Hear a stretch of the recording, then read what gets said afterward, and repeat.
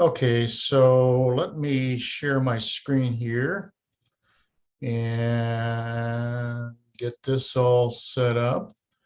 And you should see my warm-up slides, right? Hopefully. Can everybody see that? Yep, it's there. Yeah. Okay. All right, so good afternoon, everybody. Sorry I'm a little late in getting going here. My life is a little bit confused as usual. Here's our usual disclaimer. We put it up every time. You know, we're basically a group of folks that get together and talk about investing for income. And you should take everything we say here with a grain of salt and, you know, do your due diligence and talk to your investment professionals. And so basically, you know, we're self-directed people that are looking for prudent streams of income and capital preservation. And we're kind of buy and hold, folks. I put this up every time for you. And typically, we kind of reach out to a demographic audience that is, you know, approaching retirement or in retirement. And, you know, I always say, put up the Google group. This Google group is available for everybody to post stuff to and so forth. We welcome you to use that. I know that several of you have done that very nicely. And so I really appreciate that. Todd, are you around by any chance? Are you available, Todd? He's probably not available today. Okay. Just a plug for the meeting next Saturday, which is the Saturday the 12th. Janet Brown's going to be talking. She's the president of Fund X of Investments. It's a very good group. They do publish a set of dividend-paying stocks on a regular basis. That is free, by the way. You can access the site and download the spreadsheets. It's a very, very useful tool. And I, unfortunately, will not be able to make it to that meeting because I'm speaking to the Silicon Valley chapter. But by all means, please sign up for that next Saturday. I think if you haven't seen the notice already, by all means, please do sign up for that.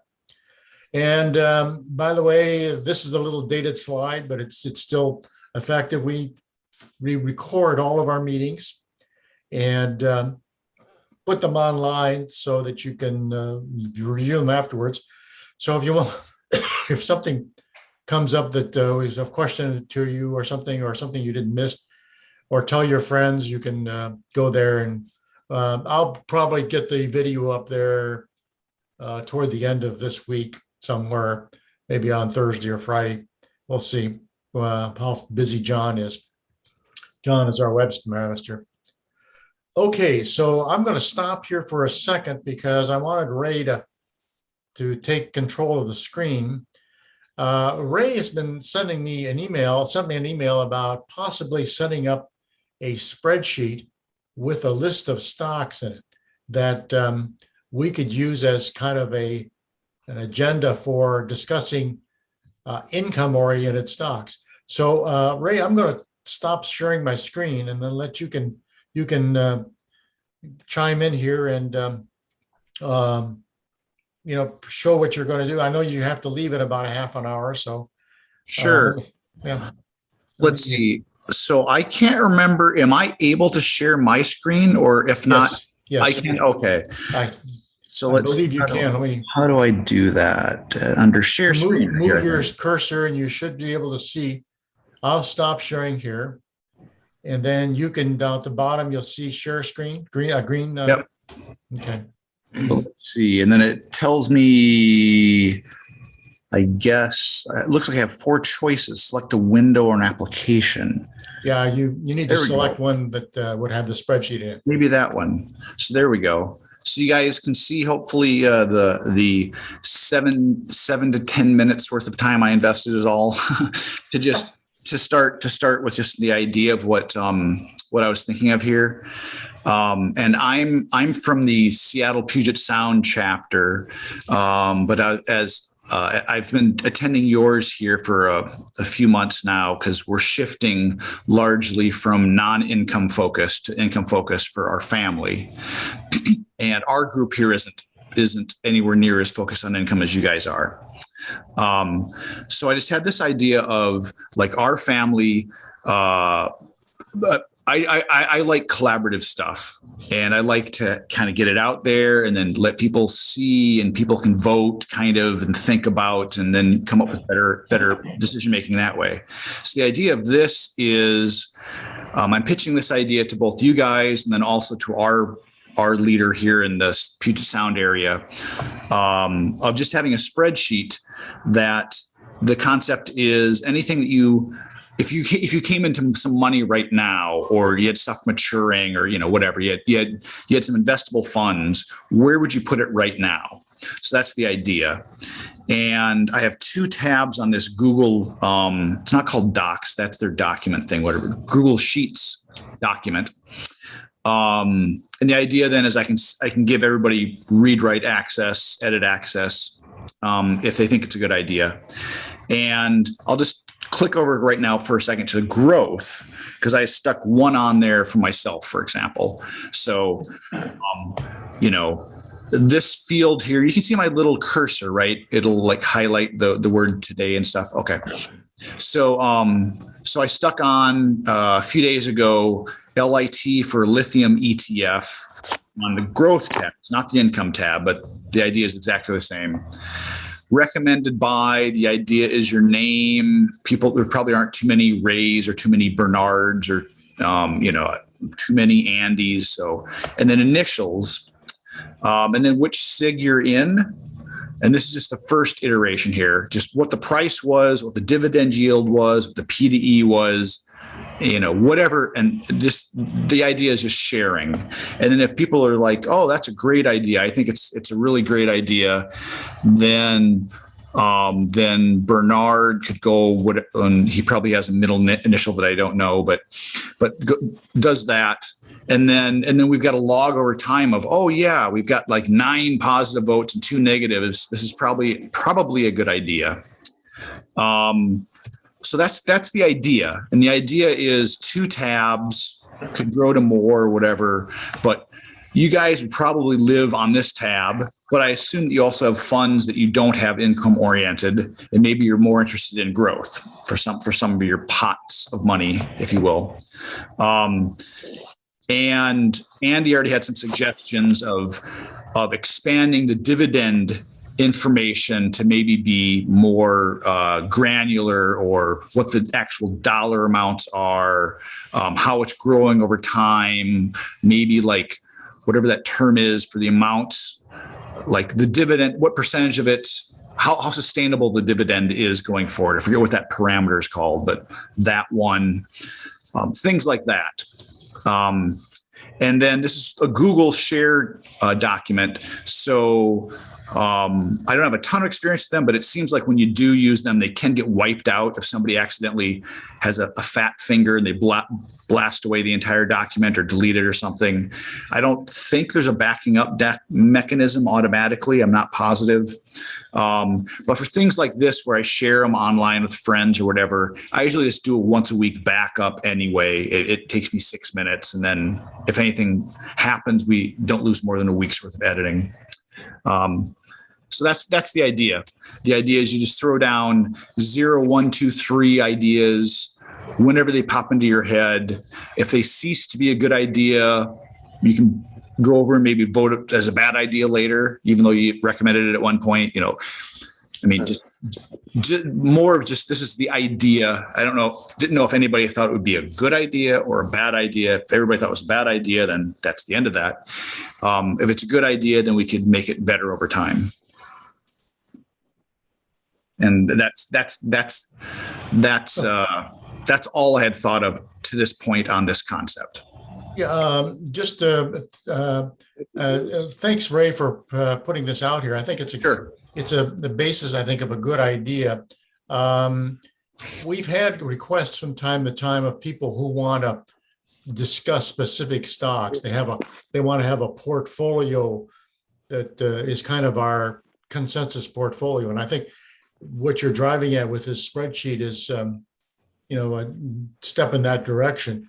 But I would like to hear from everybody else about about Ray's idea. We could certainly, we certainly have the tools to be able to do this. I think, we could, I think that, my concept of a spreadsheet would be much more oriented toward income oriented spreadsheet. In other words, we could have a say of maybe 10 or 15 stocks in the portfolio at any given time.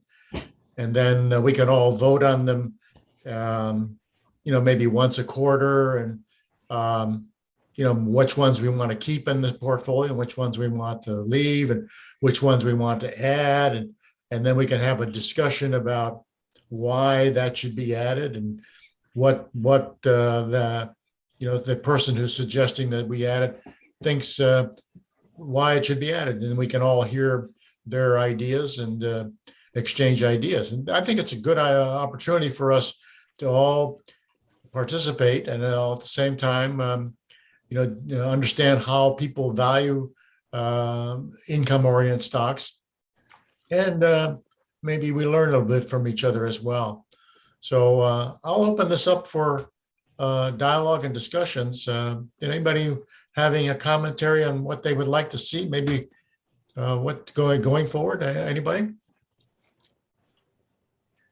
Well, this is Tom. I'll throw in my 2 cents.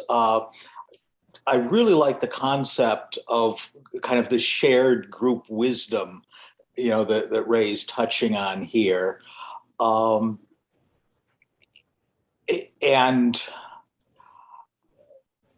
I'm not sure whether this pass at it quite catches it. Let me just throw out a totally wacky, a little bit different idea, but using the same kind of sharing of information, rather than vote, putting a stock up here and saying, I think it's good or bad. And this may be getting too personal, but it may not. I think it would be fascinating, rather than voting on what we think are good or bad stocks, to show, here are stocks that I own, no quantities, no dollar amounts, no nothing, in that I'd be interested, how many of us own AT&T or IBM or any of these, and those that all of us have voted for by owning, to me, would kind of be the top of my consideration. Those kind of near the bottom maybe are some that we're not familiar with in general, and could talk about. So I really like the concept of the shared wisdom of the group. But I would just throw out that kind of different way to identify interesting stocks that we might like or might not like as a basis of starting the conversation. So Tom, are you thinking of say 10 or 15 stocks, and we all put in an idea or something like that? Is that what you're saying? What I was actually thinking of is, for those of us who feel comfortable sharing, just to say, here's a list of my 9 stocks. Here's the list of my 38 stocks. And again, nothing specific dollar-wise, so it's not sharing particularly personal information, but just to know that, boy, everybody in the group owns Philip Morris. That's fascinating. Or, I'm the only guy owning it. That's may cause me to scratch my head a little bit. And then if I'm the only guy owning Philip Morris, I may say, hey, I'm the one owning Philip Morris. How come no one else likes it? Here's why I like it. So again, not that we limit it to fit. I mean, we'd probably have, more like 100 or 120 stocks, but I'll bet there'd be a big clump where the top 10 or 15 stocks, many people would own, and then there'd be, 30 or 40 stocks that maybe only one or two of us own. Hmm. So just a different approach to gather the wisdom of the group. Because I think Ray's really onto something to kind of share, our what we're all thinking. Okay. So thanks, Tom. Anybody else have any ideas and suggestions? You're gonna go with Tom. Yeah, I like Yeah. ideas on this as well. You like the idea of the spreadsheet? Is that David? Yeah. Uh-huh. Yeah, I think Tom, between the two, I think something can be put together that would be worthwhile and interesting. If nothing else, interesting. Okay. Anybody else? This is Bernard. Can you hear me? Yeah, sure. Okay, good. Finally fixed my microphone. I like the idea of putting all these different stocks in, but we got, 10, 14 people on here now. If we each put in 10, all of a sudden we got 100 possibility of 140 stocks, which makes this spreadsheet all of a sudden unwieldy. I like the original idea better. Just maybe we all put in one or two stocks that we like, that we really think are good, and then we can vote on them and week by week or month by month come up with a good portfolio. Bernard, you raise a good point, because there are 85 people on the mailing list. Now, Okay. the thing that not everybody participates. I'd say maybe our average attendance at these meetings ranges from, say, 15 people to maybe 30 people at the max. But you're right. I mean, it would be unwieldy to have a lot of different stocks. I think maybe everybody puts in maybe one or two stocks. What do you think? Think that maybe that might make sense? That's kind of what I'd look for. Each of us put in one or two stocks, and maybe each, I have my speculative stocks too, which I consider my growth stocks or potential growth stocks. So I'd say keep both of these spreadsheets, both income and growth, and see what we come up with. It'll be two different portfolios, but I don't want to all be totally income. I like speculative too, just so I can get something that maybe just pops. Our charter, our SIG, our little SIG here is income oriented. I know. So I would have to unfortunately narrow it down to that. You can certainly continue to have your list of growth opportunities or whatever, but maybe we would narrow it down to just income stuff. Okay. Yeah. Hey, Andy, just mm-hmm. an expansion on what Bernard said. I absolutely agree in that, I have no interest in Tesla, but I own Apple, and, from an income standpoint, it's horrible. Yeah.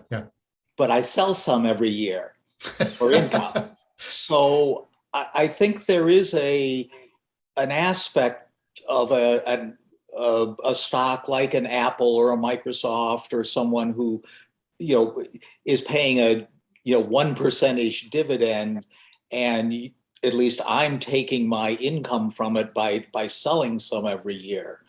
So there may be two different buckets. One are the ones that throw off dividends directly, and the others that when you take dividend plus appreciation, you can make some nice income. It's a gray area, right? I mean, there obviously everybody has a portfolio of growth stocks that they may sell from time to time and make money on them, but the charter is sustainable year in, year out kind of growth. So I guess I would say for, our particular little group here, and I don't want to get into, what the main chapter is doing, so to speak. Sure. I think we have to narrow it down to sustainable stream of income. And, granted, Apple does put 1% of their dividend out there, and that's fine. I don't think I have any quarrel with that. But Okay, if we're I'll starting agree. to pick stocks just because, it's, I'll just take Amazon. Amazon, a great company, they grow very rapidly, but I don't think they pay a dividend that I know of. So, I would say, no, okay, that's not on our list, so to speak. And that keeps it within the confines of our charter, so to speak, as an income SIG. Okay. Yeah. That makes sense. I just, Yeah. again, something like Apple or Microsoft, for the income group to say that's a bad income stock, I guess is okay. But I just think a little bit differently. Yeah. I can live with that. Yeah, okay, fine. Any other inputs, by the way? Andy? Yeah. Andy, is Chuck. All right, Chuck. I agree that limiting the number of stocks we put in there, primarily those of interest, is better instead of our entire portfolio, because it will get totally unwieldy. I'm interested, though, in making sure that the columns, the information that we provide, is relevant maybe to our decision-making process in terms of if we want to buy a stock or not. So, for example, you could have, maybe we have another tab, another worksheet that maybe has some of the key parameters that we're interested in, and ideas about, say, for example, dividend yield, have a range in there that we think is what would be most important for us to invest in, right? And you could actually, so the bottom line is we're establishing some criteria that we utilize to actually select stocks for purchase. And as we enter the stock tickers in here, and there's a certain amount of information that you can get. I assume this is tied into Google Docs and stuff like that, where you could automatically fill the stuff in. But we could also have it cross-match with our worksheet that's got, this is the range that we're interested in for dividends, or this is what we think is a good PE for this industry, whatever. And then it would actually come up with this green or red scores to indicate that, it fits our criteria or it doesn't. And that way it's a working spreadsheet with ideas for stocks. It's got some criteria in it that, we can, as a group, identify and consider, is that something for us to invest in? And then it makes it visually appealing in terms of the green and red colors to say, well, this stock is bad for this, but good for this. And then, everybody can make their own decision on which criteria they think are most important. But at least we have an idea of, some measurements of what we consider a good stock or a bad stock. That's a good point. I think for starters, maybe we just list the stocks and maybe do a very simple spreadsheet. What you're suggesting is valuation, and valuation is a very complex process, and it's a process that we should start to develop criteria for. But I think that's going to take time. I don't think we can do that, right out of the barrel, so to speak, because the way I value a stock for income and the way some other person may vary widely. And so to kind of get some consensus of what makes for good criteria, I think it's going to take some time. But I think, go ahead. Once you get the structure of the spreadsheet in, right, we could have a group collective worksheet that says this is kind of the range that we think is good as a group. Okay.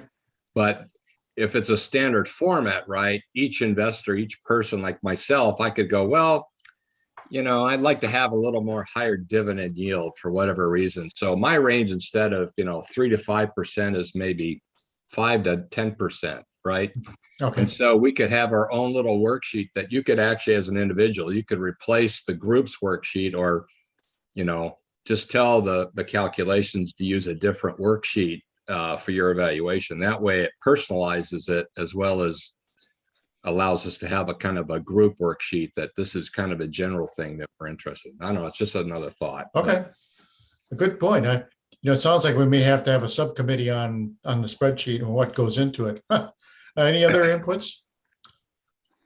While we're on this subject, Ray, how's that sound to you, by the way? It sounds good. And I was going to just echo back a few of them and kind of summarize a bit.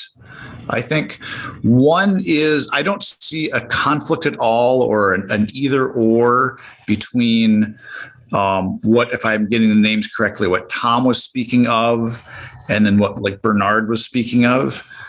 It wouldn't be that much more work really to kind of have both, where you have one that's just the initial idea that I had here of just, if you had money today, what would you put it into? And then a separate one, which wouldn't have to be updated hardly ever really, I mean, on a quarterly basis, probably at the most, of what does everybody own, which is kind of two different ways of asking the same kind of question-ish, but I don't see them as having to be one or the other. I think they both are of value. And the only thoughts on the one that Tom was speaking of was, and all of this, we have to, I would think, kind of be real careful. We're not basically coming up with, this is our recommended portfolio, because that kind of starts getting too close to what the boilerplate of what we're not supposed to be thinking. You know what I mean? It's right. We have to be very careful of that because we're not a licensed this is entertainment group. And so, there has to be a disclaimer somewhere on this spreadsheet that says something to the effect like, take this with a grain of salt and, do your own due diligence. I mean, by all means, that has to be, that's a requirement. That's an AAI headquarters requirement. That's not just our local chapter here. Right. Yeah. And this is not meant for recommendation anyway, is it? This is more like a consensus to see what most of us kind of like. Right. But it's not a recommendation. Right. I mean, Right. Could I recommend two more columns, dividend growth rate and payout ratio? Payout ratio. That's the one I was trying to think of. Payout ratio. What was the other one you mentioned there? Dividend growth rate. Yeah. You could have something that's 3%, and boy, if it's growing 20% a year, you're going to get pretty good. So just add two different things. Yeah.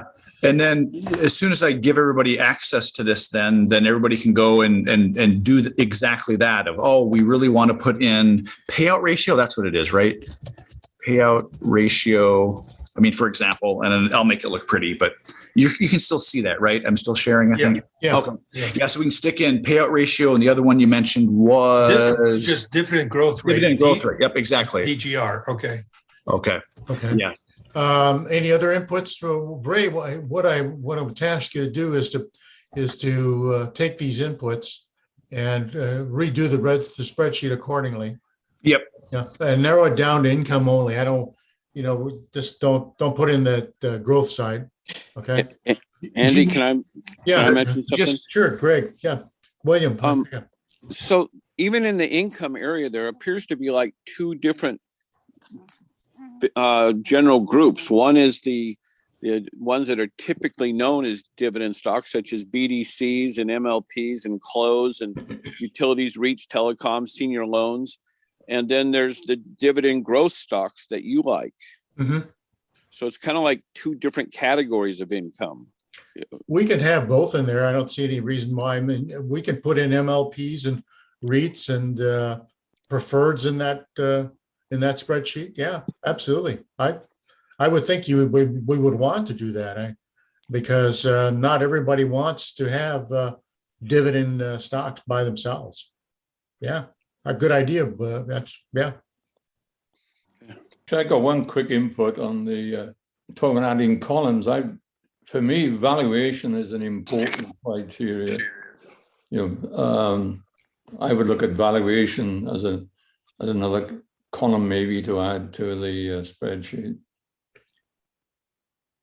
Sean, valuation is a very complex subject, and that's where I spend 90% of my time is trying to value the stocks that I have. That's a very complex matter. I don't think we can summarize that into one column, maybe a group of columns. But did you have something particular in mind that you wanted to put in there? Well, I guess, to your point, Andy, what I'd recommend is maybe state the source of evaluation. I mean, you can use, like say, Morningstar's valuation, or you can use a valuation based upon the current yield versus the historical yield. And maybe, maybe add 2 columns on the valuation, but I think there should be some reference to whether the stock is valued or overvalued, and maybe you state what you're using as a reference for doing the valuation, because I mean, it is kind of complex and there are different ways of valuing a stock. So maybe you're stating a reference, and would be one way of doing it. So if I put a gun to your head, Sean, and I said to you, give me 3 columns that you would use to value an income-oriented stock, could you propose those for us? Yeah, I would do discounted cash flow, and I would use Morningstar as a source. I would do current yield versus historical yield, that ratio as a means of evaluating the stock. And the third column would probably be something like the current price of earnings versus the historical price of earnings for that stock. And I think those 3 measures would give you a good indication about the valuation of that particular stock you're looking at. Okay, thank you. They'll become columns. Okay. I would add another one, by the way. I would go with the inversion of the price to earnings ratio, which is the basically the yield is it's most dividend stocks. You want, if you're going to take a position in them, you want them to be at least 6.5% or better. Earnings yield, basically, because you're wasting your time if you don't do that. And I'll explain that later on. I can go through that ad nauseum, but that would be another one. That would be my input. Anybody else have input for Ray? Just Ray, where you say basically read yield, it would be basically earnings yield, as opposed to the regular dividend yield. Exactly. Right. Earnings yield is basically the inversion of the price to earnings ratio. Right. Right. It's just the inversion. If you put the PE up there, I think, that may even be fine. Most feel that what that turns out to be is a PE of around 15, if I remember right. Any other inputs for Ray? How much more time do you have, Ray, before you have to leave? I have a few minutes. Okay. Anybody else have an input for Ray?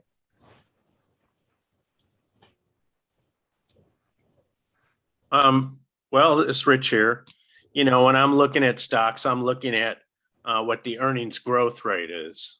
I'm looking at, especially in this market with rising rates, what the cash flow growth rate is, what the dividend growth rate is as well. That's, stuff that I'll zero in on. Mm-hmm. An example would be like, say, Medfast, symbols MED. It's got a 3% dividend yield, but is it growing?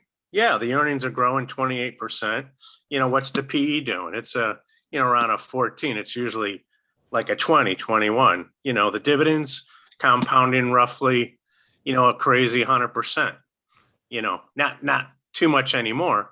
But then there's a whole bunch of other criteria, like, are they, how are they doing on debt? Or how about, are they flooding the market with stocks, or are they doing stock buybacks? This company is both low debt and, buying stocks back. But stuff like that is kind of the benchmark that I'll use, is kind of looking towards the future. So I'm looking at the growth of the earnings, the growth of the cash flow, the growth of the dividend. A lot of that stuff is, fast graphs. Yeah, well, we Yeah. can certainly fire up fast graphs if needed. I Yeah. like the idea of putting the buybacks in there. I think that's an important idea. What about the coverage ratio? Yeah, I think somebody mentioned coverage ratio, didn't they? Wasn't there one, Ray? Wasn't that the payout ratio? That's the same thing as the payout, essentially. Is that what you're talking about, William? I guess just, what percentage of the available earnings are available versus the dividends paid, I guess it is. Yeah, payout Yeah. ratio. Yeah, okay. Okay. Anybody else?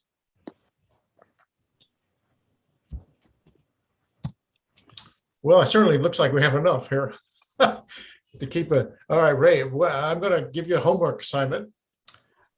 Please, if you can go off and rearrange the spreadsheet to include these columns, and why don't you send it out to the entire group, or put it on a Google Drive, and then just provide a link to it from to everybody, and we'll go from there. And then maybe at the next meeting, at the March meeting, we can take a look at it and see what we can do here. Bernard, did you have something? Yeah, would this be an autofill? Otherwise, it's going to be really unwieldy with having all these different columns.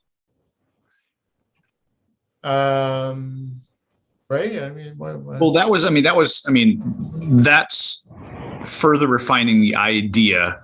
Okay. And to some degree, we're almost then going to be reinventing things that already exist. Mm-hmm. Because my idea was more simplistically, like usually, like I've got kind of in my head the sort of things that are kind of interesting to me, the things I'm working on, the things that I might want to invest in, whatever. So I've got a couple of things in my head. So it wasn't really to build the full analysis and have everything here. It was more just kind of like, if I had money today, I'd invest it in, these particular ones that actually might not have a high dividend yield, but are growing at much faster than you might realize, and are at a historically suppressed P to E, like was just mentioned. So that was my idea. But I will try kind of building this. We'll just see where it goes. And one thing that I liked about the original idea too was to document it and have it be something that we could even just hide the rows over time, so they're still there, or archive it. Because I always find there's value actually going in back and looking what was, we all thought it was such a great idea for whatever, to go back and look, well, what did we miss when we find out it was a bad idea? Or we, I think it's always good to kind of go on the record, to write stuff down in your journal, so that you're forced to then evaluate it in the future. So I like that aspect of it too. Okay. Yeah. Why don't we do I this? thought you had originally thought this mainly for a simplified system, like you said, and just that. Let's say I put in T just because it came at the top of my head. We could go just to where you have it mainly, and then if there's enough people that on the initials that you agree with, we then discuss why we agree with it, or initials that you disagree, why we disagreed with it. And it might be because, so this discounted cash flow and Morningstar says it's just a 1, it's already too high, we don't need that. So you could just keep it simplified, and then in the discussion come up with all these other things. So just an idea, just to keep it simple. I do like all this other data, but I have a spreadsheet like this, and it's complicated. Yes, it is. So, evaluation is a very complex process. Yeah. So you got to boil it down to a few. If it doesn't autofill, you got to criteria. spend a lot of time doing this. So I tell you what, Ray, if you can pull together a spreadsheet with all these ideas on it, maybe we'll form a subcommittee between now and the next meeting. And those guys that want to participate in that subcommittee to look at that spreadsheet, we can work on that between now and the next meeting, which would be March the 6th. And, I could set up a Zoom meeting, and we could take a look at it, and all take our critique it a bit. And then anybody who wants to come to that particular meeting, we'll just concentrate on the spreadsheet and go from there. What do you think about that? Is that okay with you? Yeah, that sounds good. Okay. All right. I'll let me know when you've got something put together, and then I'll set up a meeting. Okay. It won't be terribly complicated what I'm setting up to start with, unless I'm That's missing. fine. That's fine. Okay. Okay. The other thing I'm more concerned about is, to be perfectly honest, I'm up to here in terms of my involvement with the Income SIG. So I'm going to have somebody, maybe two people, maybe even three, who can oversee this spreadsheet on an ongoing basis going forward, because we meet almost monthly. There's a few times when we don't, but and so that subgroup will have to manage that spreadsheet on an ongoing basis, because I'm up to here in terms of what I can possibly do. So I'm looking for volunteers to step forward and do that, please. Okay, keep that in mind. Ray, I'll stop sharing here. Okay. So you can take it back. Okay, and I will go back to my screen here. Here, go back to there. Okay, and you should see my screen, hopefully. Yep. Okay. Oops, what happened here?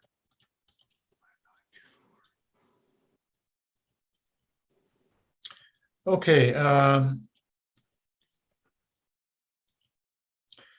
Okay, I'd like to open it up for discussion now, based upon the Schwab article. I hope everybody had a chance to read that article. Just to put this, this is etiquette stuff. I think you all know how to do this. Basically, this is a chart from the article that shows you the market situation, and the rates, the rate increases.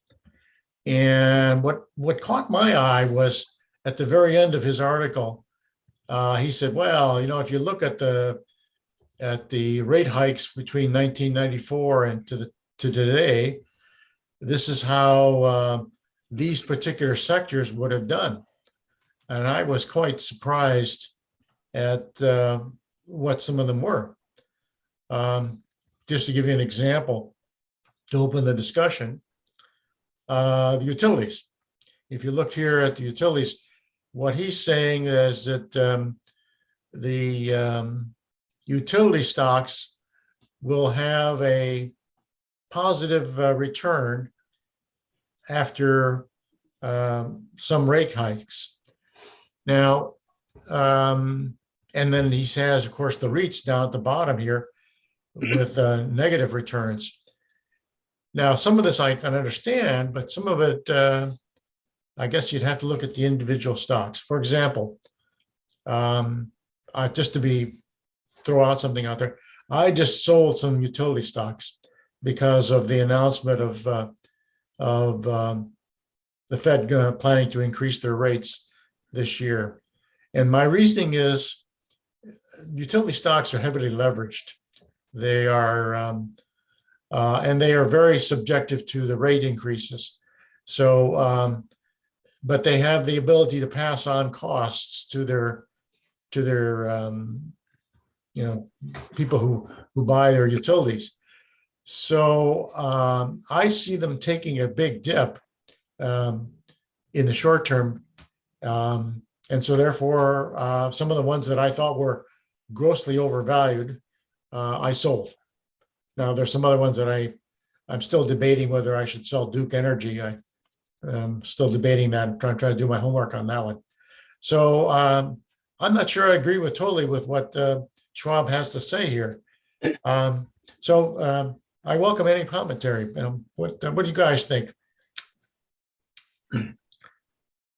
I can understand that the REITs, for example, REITs are very heavily leveraged. And so I would expect some of the REITs to take a hit, when they start cranking up the rates.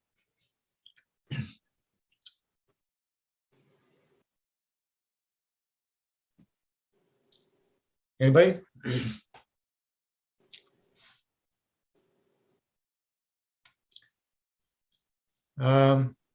Just to give you some background, I used to work for a market research firm before I retired, and we did market research in the semiconductor industry, but some of the ideas apply to more general sectors as well.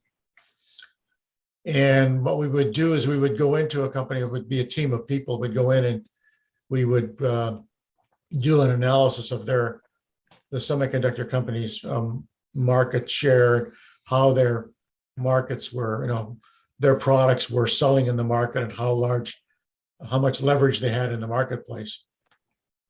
But there was a team of guys we had a client who was Prudential based at the time, and they would go in and do financial analysis on the company as well. And one of the first things they would look at is the debt structure of the company. For example, they would look to see what the covenants were on the debt that was lent to the company, because if that ratio got to be too high, they would step in and say, we can't lend you any more money because this is too risky for us. And therefore, that general pressure would be put on the company to downsize their debt. And so, earnings that would normally be diverted into new development or into new products would have to be diverted into reducing the debt structure. And so the result was that for heavily leveraged companies, and semiconductors were not one of them, but for example, some of these REITs or some of these utility companies, that could affect the price of the stock, and in fact affect the overall leverage of the company as well. So these are factors that are big deals, when the Fed starts to increase their rates. So anybody comments on this? Well, this is Tom. I'll throw in a little bit of a different perspective, a less, well, not, I won't totally say a less data backed, but when I look at someone like Duke, everything I look at indicates to me that its dividend is very, very secure. So its income, to me, I feel very confident is going to continue to the future. So to a modest degree, what its price does in the future, I'm less interested in as I am in its kind of sustaining, paying me every quarter and growing that slowly. By the way, Tom, what does SSD think of Duke Energy, by the way? They gave it an 80% safety rating, which is not their absolute safest, but it's their number 2 level. So they consider it safe. Mm-hmm. It has a very slow dividend growth of a 5-year average of 3%. So it doesn't grow its dividend very quickly. Mm-hmm. And let me take a quick peek, and it's probably paid it forever. No, not for, or it's increased its dividend for the last 13 years. In 2007, it cut it a bit, and then since then has been going up like a straight line of 3%. Well, to maybe turn to a stock that's more controversial in that sense. How about AT&T? That's certainly a controversial one. I mean, they look like they're going to cut their dividend, right? That's almost a foregone conclusion. And they may cut it by 40%? I think they've announced that this week, that they're going to proceed with that. What do you guys think of that?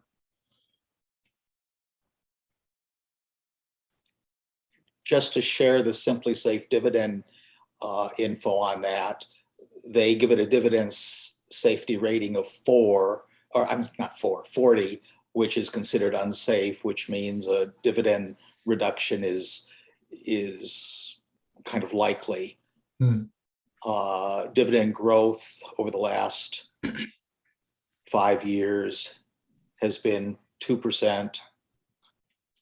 But I mean, some of this is, given its restructuring, looking at history may not be that helpful. I saw Mhm. David's email, who kind of assessed it and said, well, it looks like it's going to drop from 8.5% yield to 6% yield, and it's going to give you that spin-off company as a little compensation for that. So I think, David, you said you were going to hold it for a while. Yeah, just to give you some background, my own interpretation. When I bought AT&T, I bought it when it was selling, with giving an 8% dividend, but I didn't buy it for the dividend increases at all. I bought it because at the time I thought it was a surrogate bond, and I did some financial analysis on it and concluded that they were not going to be able to sustain that dividend. And I knew that going into it, that they would cut that dividend. Because when you look at them compared to, I was looking at Verizon, and I think I even looked at T-Mobile at the time. And boy, I mean, AT&T was just spread too thin. They had all this money tied up in Time Warner, I think it was, and DirecTV, I guess. And it was just, financially, their structure just, to me, indicated that they could not sustain that. They just simply could not sustain. And that I fully expected going into it that they would cut their dividend. Now, how much they would cut it? I expected it to cut to about half. So I was prepared to, and I don't normally buy dividend stocks that cut their dividend, period. I mean, that's one of my caveats, I guess. But I bought it anyhow because I thought, well, 8% is 8%, and I'll take it for at least a year or so, and then take the hit and see what I can do. So, I mean, that's what I signed up for, and that's what I'm going to get basically. So, and by the way, I can show you why I came to that conclusion. If I can, so here, I will stop sharing for a second, and I will go to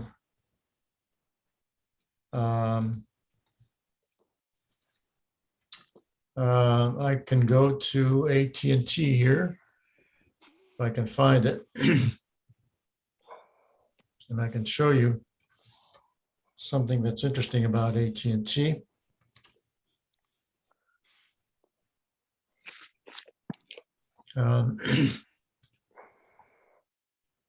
If you look at the long-term debt for AT&T versus their EBITDA, in other words, their earnings before interest, taxes, and depreciation, the ratio is huge. It's around 5 to 1. That's huge.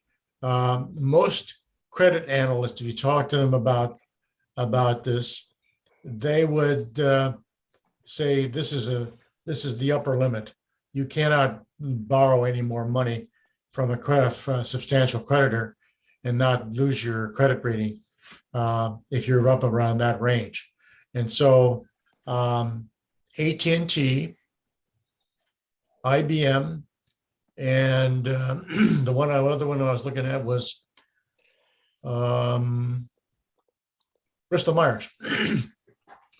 Both have very high debt structure. Their debt to EBITDA is around 5. Now, for IBM and for AT&T, something had to happen. Something would have to change to make that, to unload that problem. And you can see what happened with AT&T. They dumped DirecTV,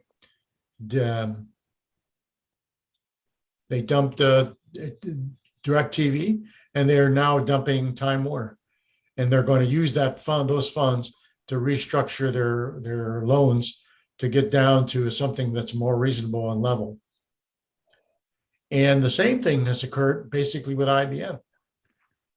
With IBM, they dumped the division that does the mainframe work business, and they concentrate primarily on their cloud services now. And if you look at their debt structure, it's the same problem. It's basically the same problem. They've got to unload something to make it happen. Now, in the case of the company Bristol Myers, that's a different reason. My guess is that what they're planning to do is they're doing a major acquisition, and that they're building up their cash structure in order to do that. Because if you look at their history, their cash, their debt, their EBITDA, their debt to EBITDA ratio has been very, very low. And then all of a sudden, last 2 years, they skyrocketed. Well, that usually indicates that the company is getting ready to do something with a large amount of cash. So maybe they're going to make an acquisition, or they've made a couple of acquisitions. I don't know. I have to go do my homework. But it's well worth looking at that approach. Any other comments, by the way? Andy, can it be said that AT&T with its monthly subscription model can take on higher debt than a Bristol Myers, though? I mean, just in general, they have a very staid business model where the money comes in every month. Yes, it's a utility, right? That's correct. Yeah.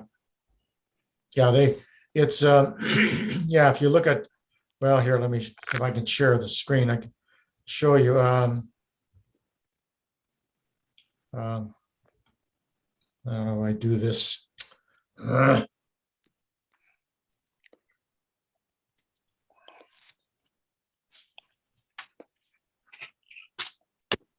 Yeah, here's AT&T. I'm using fast graphs here, by the way.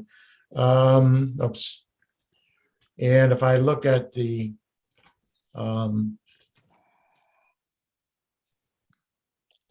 I'll pull up the revenue here.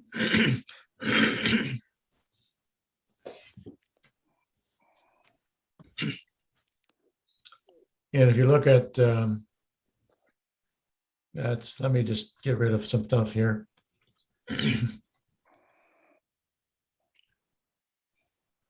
Yeah, you can see, for example, here's the revenue for the last 20 years. And I'll get rid of the cash, and I'll add in the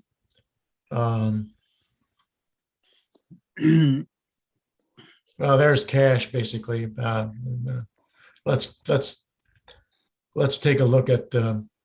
You can see, for example, their revenue has declined slightly out here in the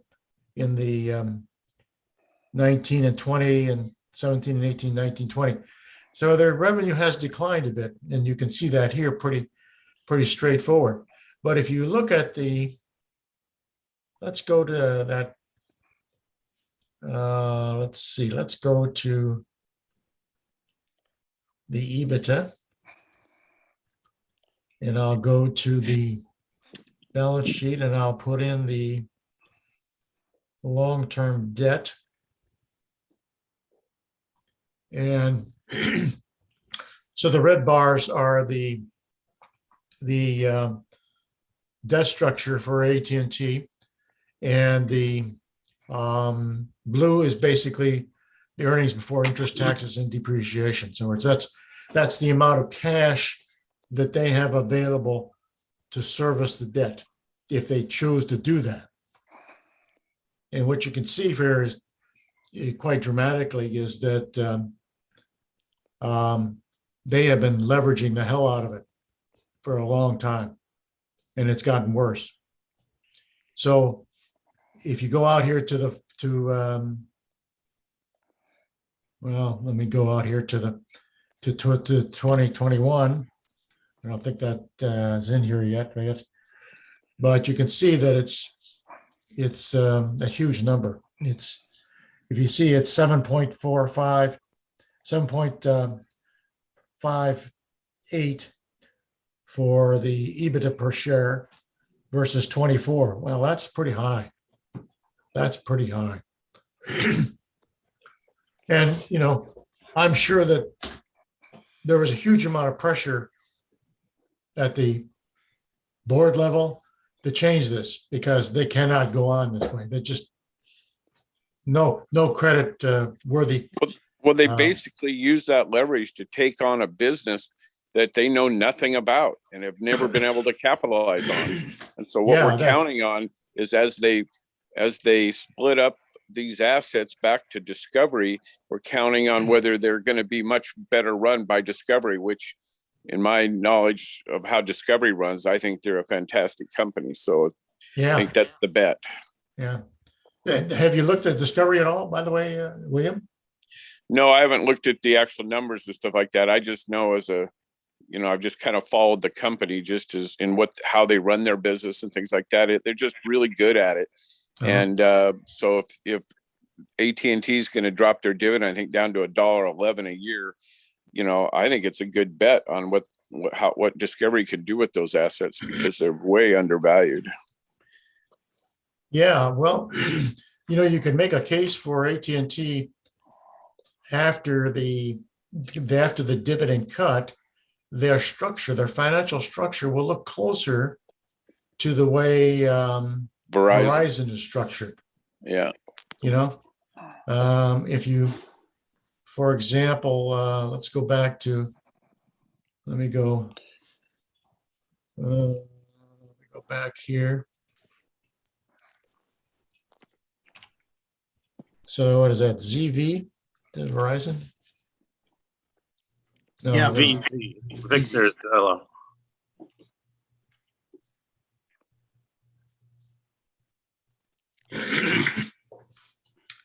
Okay, so here's Verizon.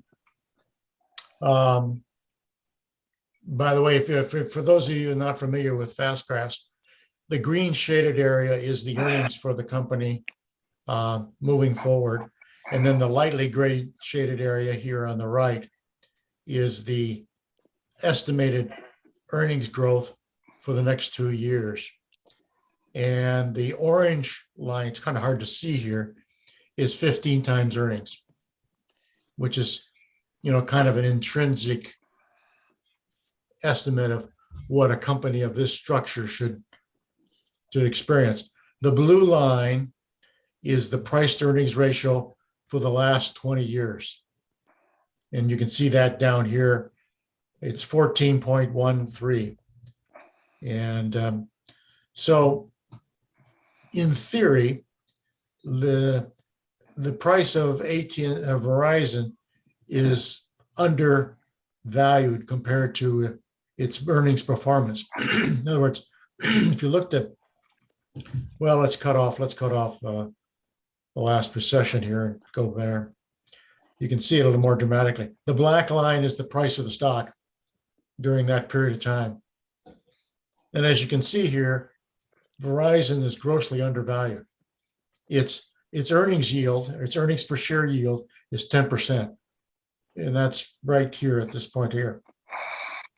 So if this company returns to the mean, if it returns to a let's say a 15 times earnings or 14 times earnings, that would be from here to here.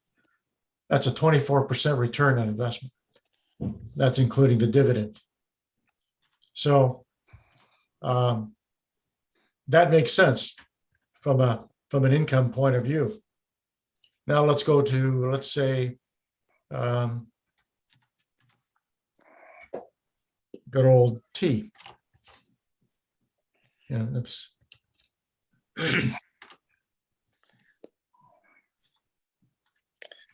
Well, here you see, for example, AT&T.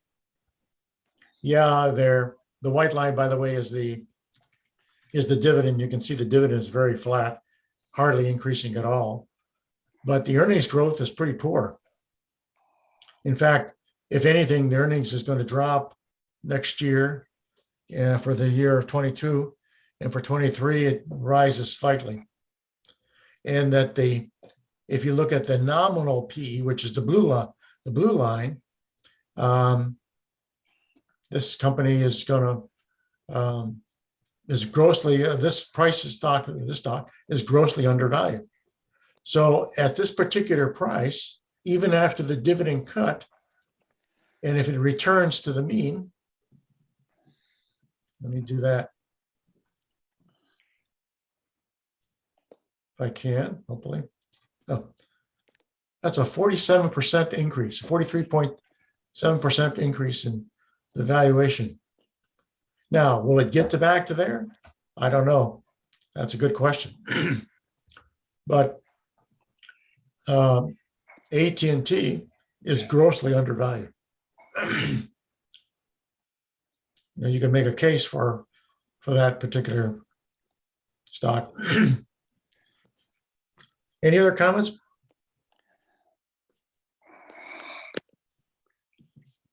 What about some of these other companies that, how about some of those REITs? Yeah, and yeah, this is Todd. I was going to make a comment on the REITs. I was surprised that Schwab ranked them last in terms of performance in a rising rate environment, because oftentimes rising interest rates correspond with inflation. And I would expect that REITs are a good underlying real estate is a good inflation hedge. So some of those REITs, particularly, I'm bullish on residential. I think, may do better than expected. Plus, a lot of those REITs cash flow nicely. So, and I've seen some other figures where REITs have actually done well in rising interest rate environments, contrary to what Schwab has presented there. So I'm a little skeptical on that. Do you have some particular REITs that you think look attractive to you, Todd? Let's see if I could pull some up. I could pull up the fast graphs version. Let's see if I can find some here. I think some pure housing plays like REZ, which is an ETF, and HOMZ. Those are residential housing plays, but I've got some REITs here in a separate. What's the ticker symbol?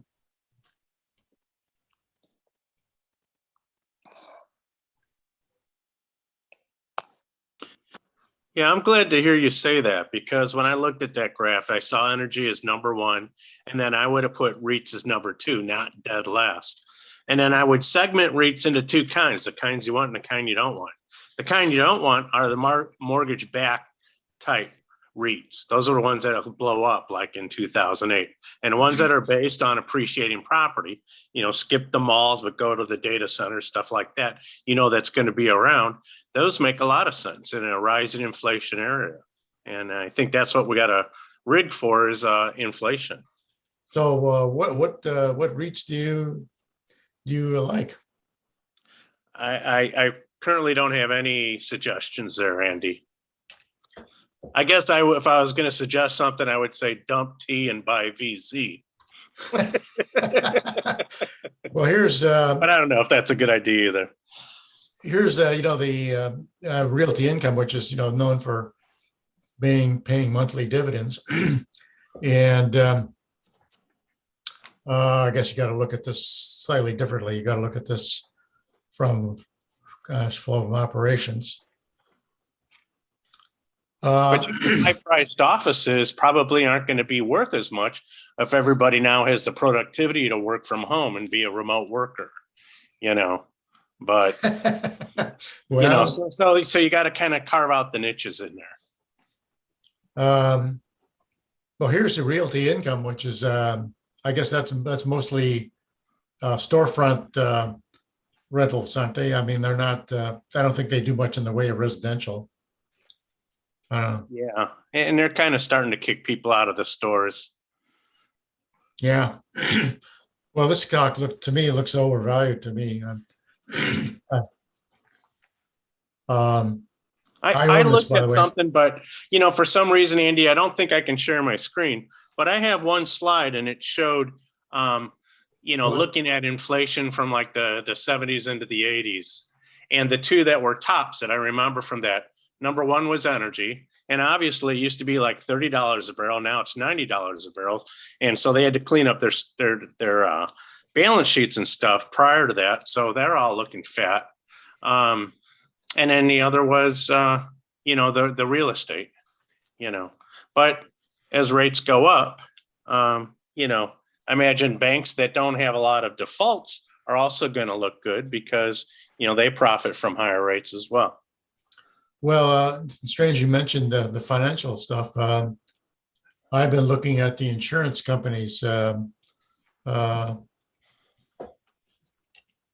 Allstate, for example. Yeah.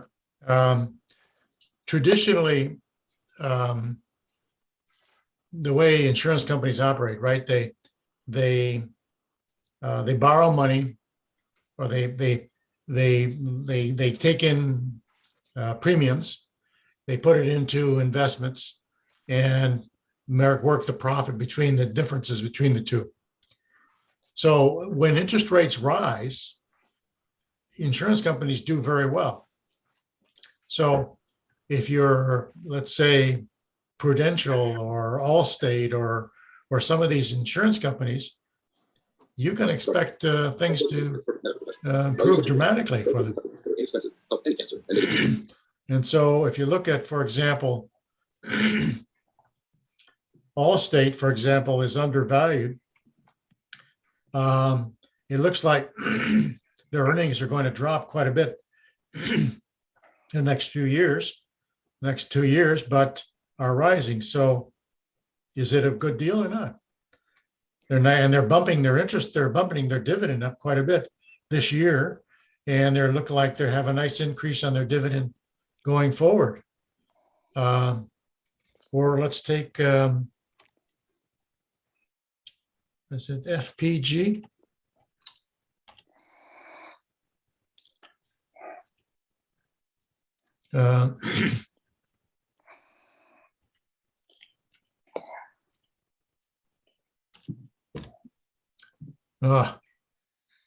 Oh, by the way, here's Chevron. If you want to look at that, talk about a wild ride. Look at that. That's just the price of oil going all over the place and affecting the earnings. But I can see why that stock is in. But FPG.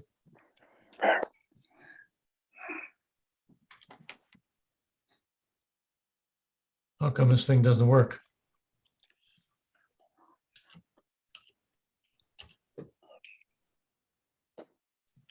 Oh, I wonder.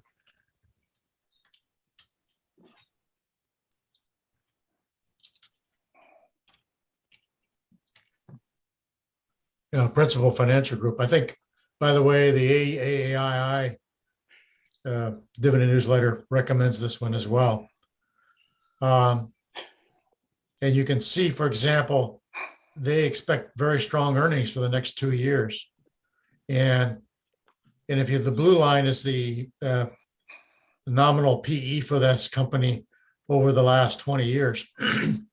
Well, what you can see here is that it's undervalued.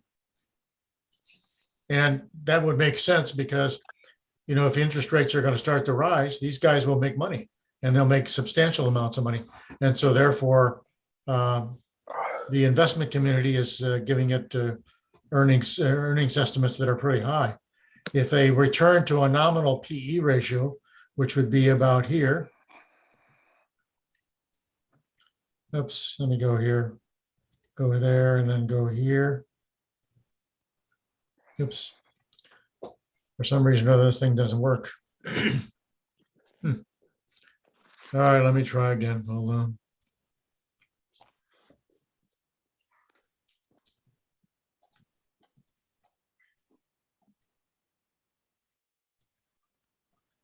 That's a 17% increase Plus you get a nice dividend increase at the same time. So that's pretty good. So insurance companies do very well in rising interest rate environment. Now, the downside is that they buy long term bonds.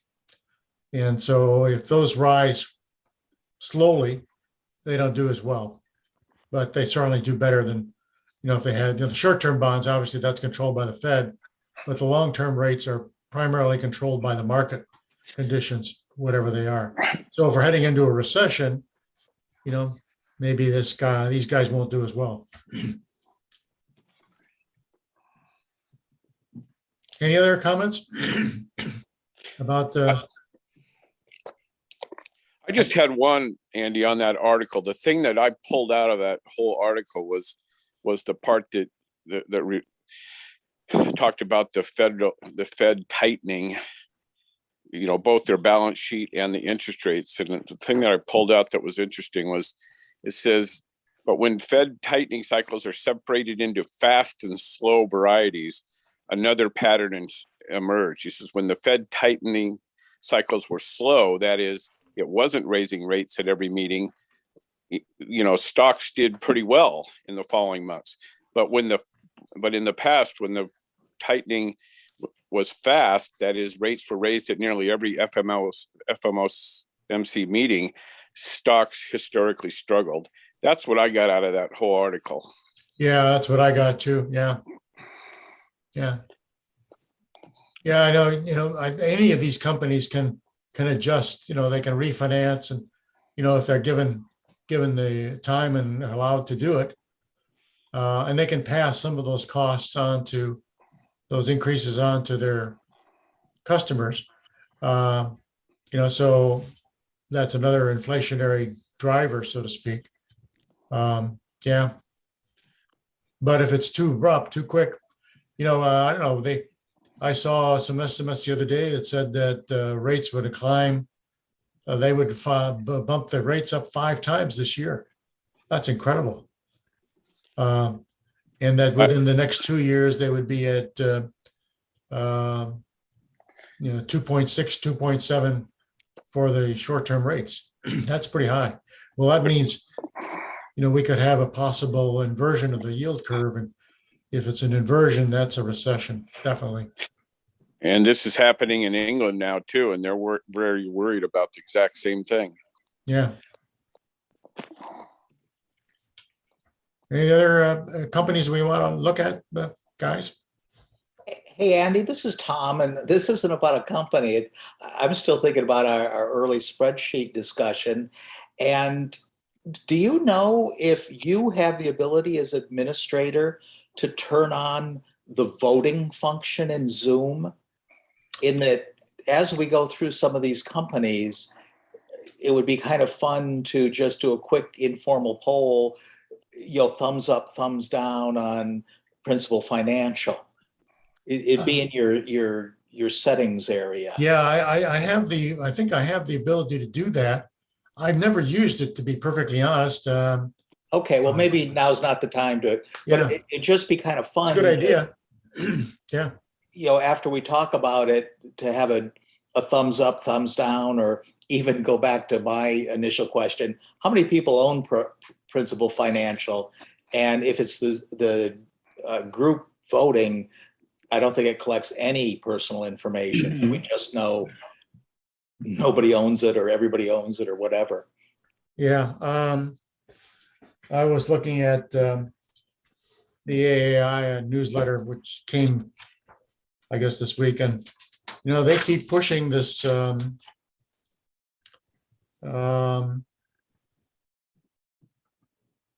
I guess, HUBB, which is a HUBB. Okay, yeah.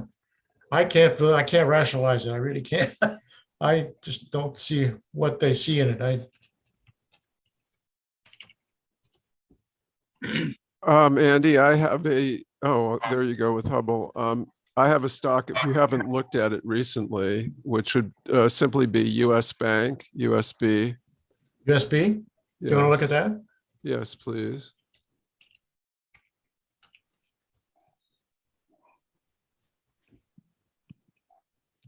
Oh, interesting. So what's your take on this? That's kind of what I was asking you. Oh, well, I'm looking at the solid, the looks like they're going to have a down year here in 2022, Hmm. and then it starts to rise quite a bit here. So, and the black line is the current price of the stock. Looks like it's what I'm 50, reading here, 59, 70. 59.7. Okay. Yeah. So, if they return to the nominal price earnings ratio, 13.2%, and they're increasing their dividend nicely here. Yeah, interesting. Yeah, banks generally do well in a slowdown. Mm. Yeah. Borrow short, lend out long. Yeah. Right, exactly. Yeah. Thank you. Banks also benefit from a positively sloping yield curve. So if we if rates rise further on the long end, they've come down recently. That should be good for the banks. Yeah, that's true. Yeah. So in general, financial institutions, they do pretty well in a slowdown. Yeah. Andy, could we look at Bristol Myers? Yes, we can. That's one of my nemesis right now. I think they're BMY. Oops, I didn't quite get that right. BMY. Yeah, And they made 3 acquisitions since 2019. Myocardia, Forbius, and Celgene. and Those 3. those are their big blockbuster drugs. Is that what they are? No, those are 3 acquisitions since January of 2019. Aha. Okay. So that would explain some of that high leverage then, huh? Indeed. Aha. Okay. Thank you. That's very informative. Yeah. I took a position in this company back, well, actually it was at the bottom of the COVID recession. So I backed down here somewhere. And the pipeline looked very attractive to me. But then what scared me was this debt to equity, debt to EBITDA ratio that caused me to say, "Oh my God, did I do something stupid here?" Let me show you. I'll go down here, and I'll go down here to EBITDA. And then I'll go here and I'll delete that. And I'll go down here to the balance sheet. And I'll go here and get some long-term debt.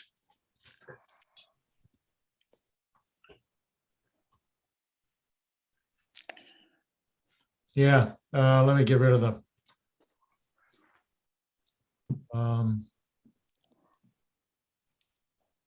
yeah, let me get rid of that. Yeah. The blue line is the earnings before interest, taxes, and depreciation, and nicely rising here in this area here. And then in 2019, as you've noted, and 20, they leveraged the hell out of it. So they must think that they can dramatically increase their revenue by taking on these new opportunities. I mean, when you look historically, it's been very conservative, very, very conservative for the last 20 years. So the comforting thing about this is that maybe they will do very well with these new drugs. I don't know, are they all phase 3 drugs or beyond? Well, I'm not familiar with Forbius or myocardia, but I was actually a shareholder of Celgene, which for several years prior to the acquisition was a very good growth stock. And I'm not Wow. sure how much pharma, how much biotech. It might have been some kind of a blend, but it had great growth for several years in a row. Celgene. Celgene, yeah. So if you the price of the stock has been languishing here for 4 or 5 years, and they have been increasing their dividends, which suggests to me that management sees a bright future. Otherwise, they just wouldn't increase their dividend. I mean, they just would flatten it or maybe even cut it if they saw things. And the investment community, if you go here and you look at, let's look at the analyst community.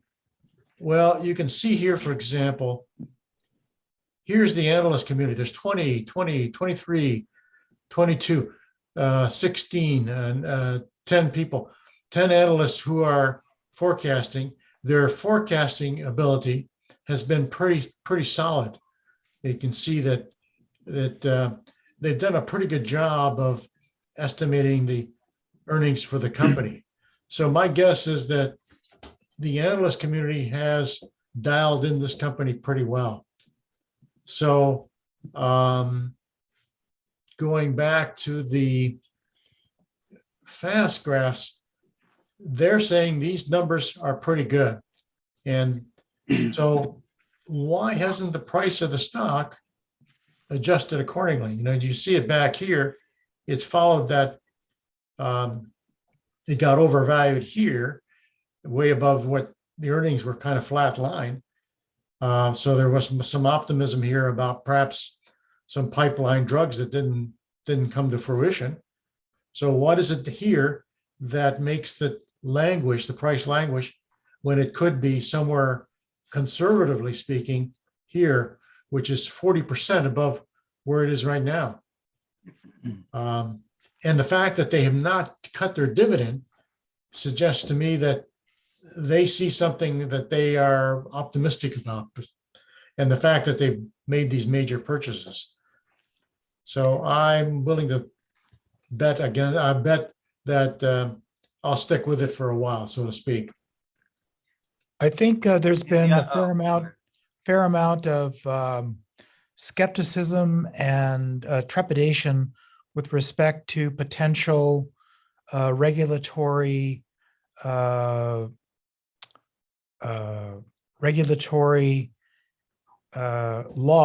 by Congress over the last couple of years.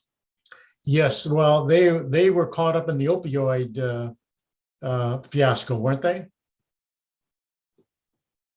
Not sure. Not to the extent that Pfizer was, I don't think.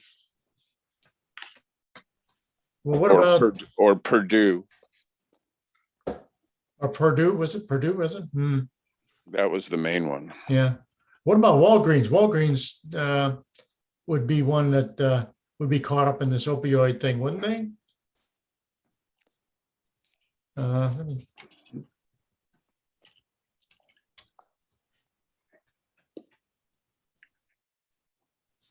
Yeah, here's another one. Same thing.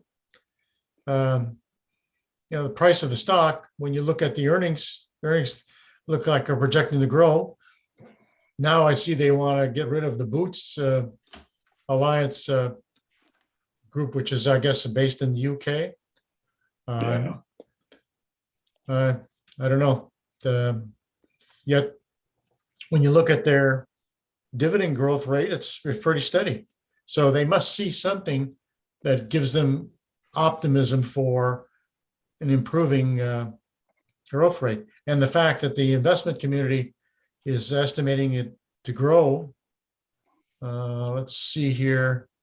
If I go here, go to the analyst community.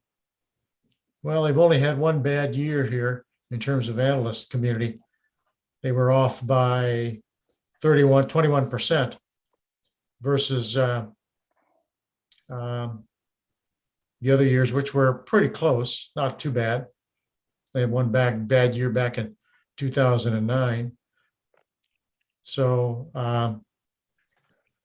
I'd say, that's a bargain. I would say it's a bargain. If they can get through the opioid thing must be discounted by now, I would think, Well, we're getting close to 3:00 here. Any other inputs before we wrap up here?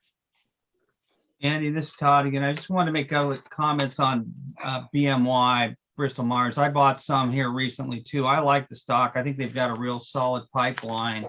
And when they bought Celgene a few years ago, someone else mentioned, they got that at a discount to book value. And that got them some cancer drugs and improve their market. And with the specialty drug market, that's really what they're focusing on, because they really got out of the diabetes, medical imaging group, wound care, and nutritional business, and really focusing on specialty drugs where they think the margins are and the potential. And with a pretty good pipeline, I think they're pretty well positioned to do well, but it is a bit of a mystery why the stock hasn't done better. I know that Jim Cramer likes this stock too, by the way. It's in his portfolio. Oh, is he? Uh-huh. Yeah. Todd, do you want to mention something about Saturday's meeting, by the way? Yes, I can do that. Thank you. Hold on. I'll go back to that slide. I have the slide here. If you want to, here somewhere, if I can get to it. Let's see here. Yeah, here we go. There you go. Okay. I don't see it on the screen if you're looking for it, but that's okay. I can talk about it. Yes, we do have the general AII meeting this Saturday, February 12th. That starts at 9 a.m. And we've got the topic there is investing in uncertain times. That's probably a good way to describe where we are right now. Our speaker is Janet Brown, who's CEO and president of the FundX Investment Group. And she's been particularly one of her areas of expertise is helping investors navigate through murky waters and controlling risk in their portfolios. And so, and she's spoken at several other chapters throughout the country and has had good reviews there. And so I think this should be a timely topic for her to talk about. She's also authored a couple of books, including one on mutual funds. And so that's, again, that's a 9 a.m. meeting this Saturday, February 12th. I think everyone's seen the emails and we've got some pretty good response on this one too. So thank you for pulling it up. There it is. And so hope you all can join us for that meeting as well. And so be sure to look for that email and sign up for the and it's a Zoom meeting. So. Thank you. Thanks, Todd.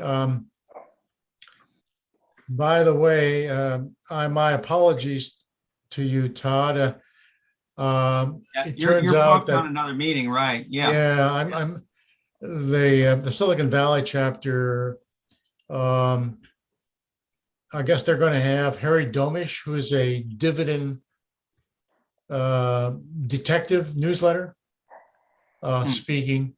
And he's speaking at the same time as our meeting. Right. Sometimes we get those conflicts, but that's okay. You can watch, Andy, you can watch the recording of our meeting, I guess. You'll be the one posting it that'll be John posting it on the website, I guess. So, okay. John Wong. So. Okay. Yeah. And then Lynn Gillette wanted me to talk a little bit about some of the stuff that I've been doing on dividend investing. So I'm kind of the sweep up guy, so to speak, for that meeting next Saturday. So that's my apologies for not having the slides all done. So anyhow, okay, I think it's past 3 o'clock here. Let me go here and wrap this thing up. Does anybody else have any comments before we close up the meeting here? I guess not. Okay. Well, then let me do this and go here and just remind everybody that we're always looking for topics. Tulsi sent me some contacts at Schwab, some guy that does biotech topics. So possibly we may get him to speak in the next month or so. If not, maybe I'll pass him over to Todd. He might be of more general interest than income oriented, Todd. So yeah, that could be a good fit because we're looking at doing a healthcare theme meeting sometimes, so he could be a good good contributor to that. okay, Healthcare is one of the areas that has a lot of growth potential with aging demographics, and they're really healthcare is really a technology driven industry as we okay. Well, if it doesn't look like a fit for the income group, I'll pass him over to you and you can go pursue him. Sounds great. Okay. So our next meeting will be the 6th of March. Hopefully by then we'll have more definitive thing on the spreadsheets. So happy investing and good luck when the interest rates start to climb here. We'll see what happens.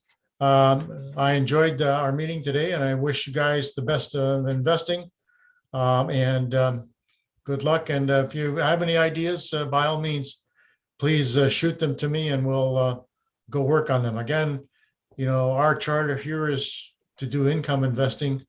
And of course, if you have any ideas for Todd, by all means, please send them off to Todd as well. We both need help in this area. Sure. Okay. Any other comments before we close up here? Thank you, Andy. Good session. All righty. Thank you for everybody. And I'll stop recording here and we'll see you guys next month. Bye-bye. Bye, Andy. Bye-bye.